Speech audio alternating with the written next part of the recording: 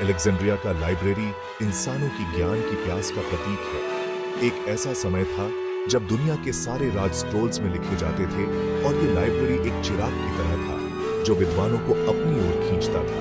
ये सिर्फ एक इमारत नहीं थी स्क्रोल्स से भरी हुई, ये तो सीखने और खोज करने का एक जीवंत केंद्र था। इसका नाश होना एक दुखद घटना थी, लेकिन इसकी विरासत आज भी हमें प्रेरित करती है। अलेक्जेंड्रिया का लाइब्रेरी सिर्फ स्क्रोल्स रखने की जगह नहीं था, ये एक ऐसी जगह थी जहां ज्ञान का निर्माण और आदान प्रदान होता था। दुनिया भर से विद्वान अलेक्जेंड्रिया आते थे पढ़ने, बहस करने और विचारों का आदान प्रदान करने के लिए। इस लाइब्रेरी का प्राचीन दुनिया के बौद्धिक जीवन पर गहरा प्रभाव पड़ा।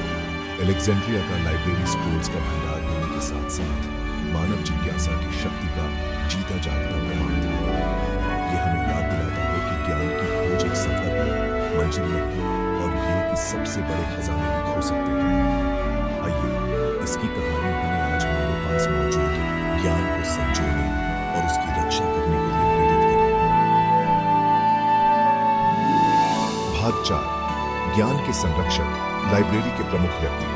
अलेक्जेंड्रिया लाइब्रेरी के हॉल में कई प्रतिभाशाली दिमागों ने जगह पाई। ऐसा ही एक व्यक्ति था डेमेट्रियस ऑफ फेलरम, जो लाइब्रेरी का पहला निदेशक था। डेमेट्रियस एक प्रसिद्ध एथेनियन वक्ता और राजनेता थे जिन्हें टॉलेमी प्रथम ने लाइब्रेरी के संग्रह के निर्माण का काम सौंपा था। वह महान विद्वता और महत्वाकांक्षा वाले व्यक्ति थे और उन्होंने अलेक्जेंड्रिया लाइब्रेरी को दुनिया का सबसे बड़ा ज्ञान भंडार बनाने का बीड़ा उठाया।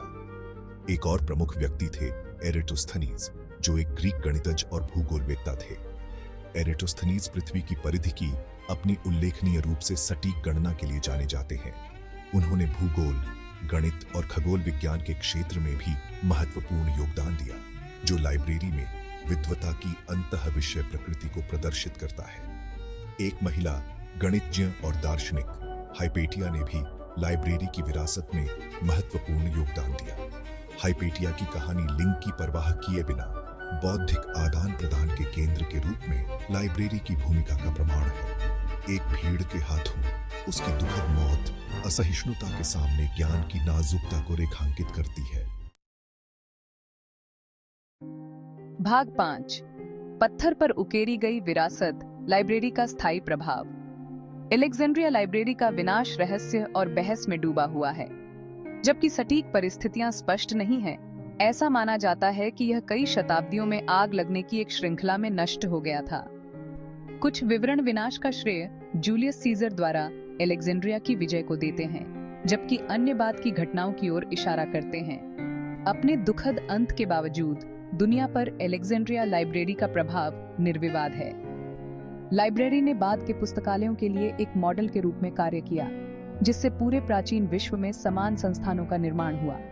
ज्ञान को एकत्रित करने और संरक्षित करने पर इसके जोर ने आधुनिक पुस्तकालय प्रणाली की नींव रखी।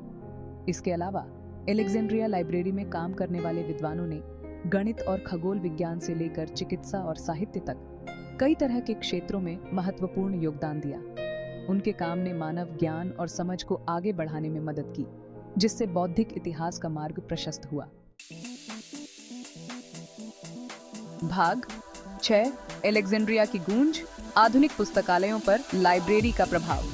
हालांकि अलेक्जेंड्रिया लाइब्रेरी अब नहीं है, लेकिन इसकी भावना दुनिया भर के पुस्तकालयों में जीवित है। इसके निर्माण को निर्देशित करने वाले सिद्धांत, ज्ञान की खोज, संस्कृति का संरक्षण और सूचना तक पहुंच का महत्व आज भी हमारे साथ प्रतिध्वनित होते हैं। आधुनिक पुस्तकालय केवल पुस्तकों के भंडार नहीं हैं, बल्कि जीवंत सामुदायिक स्थान हैं जो सीखने, रचनात्मकता और नागरिक जुड़ाव को बढ़ावा देते हैं। अलेक्जेंड्रिया लाइब्रेरी की विरासत हमें याद दिलाती है कि एक लोकतांत्रिक समाज में पुस्तकालय आवश्यक संस्थान है, जो सभी के लिए सूचना तक पहुंच प्रदान करते हैं। अलेक्जेंड्रिया लाइब्रेरी की स्थायी विरासत न केवल उस ज्ञान में निहित है जिसे उसने रखा था, बल्कि उन आदर्शों में भी है जिन्हें उसने मूर्त रूप दिया था। यह मानव जिज्ञासा की शक्ति, हमारी सांस्कृतिक विरासत को संरक्षित करने के महत्व और ज्ञान की परिवर्तनकारी क्षमता की याद दिलाता है।